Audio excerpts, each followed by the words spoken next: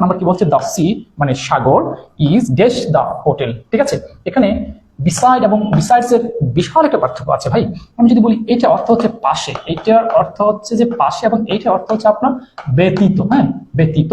ওকে, আমি যদি আপনাকে একটা একটা করে উদাহরণ দিয়ে বোঝাই, আমি যদি আপনাকে বলি যে যে হি ইজ সিটিং, তাই না, he is sitting beside as I beside his wife, his wife. Okay, তাহলে এখানে বিসাইড কি ভাই, পাশে বোঝাচ্ছে। এবার আমি যদি বলি যে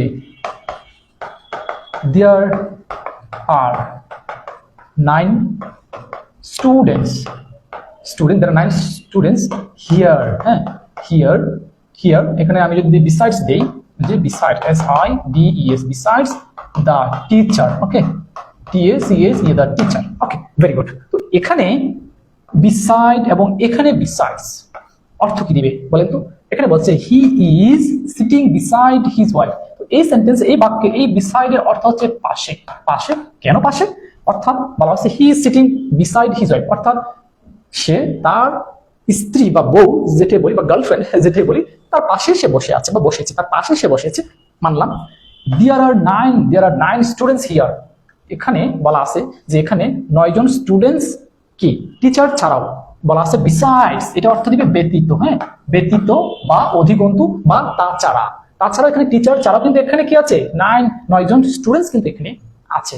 ঠিক আছে, এবার আমরা এখানে কি বলছে, দা সি ইজ, অর্থাৎ হোটেলের পাশে। হ্যাঁ, সাগর কি হোটেলের পাশে, কি হোটেলটি কি সাগরের পাশে। আমি যদি বলি এখানে কি হবে, বিসাইড, এটা হবে বিসাইড, পাশে। হ্যাঁ, S I D E, beside মানে পাশে, আর বিসাইড এস যখন যুক্ত হবে তখন এটা অর্থ হয়ে যাবে ব্যতীত বা অধিকন্তু বা কি তাছাড়া।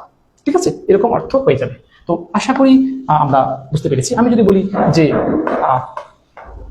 বলি যে our house, HOUS, our house beside, our house beside the river, এখানে কি হলো, এখানে beside মানে কি, কি আমাদের বাড়িটি বা ঘরটি কি, কি নদীর পাশে। এখানে কি, এখানে beside অর্থ দিচ্ছে পাশে, নদীর পাশে আমাদের বাড়িটি।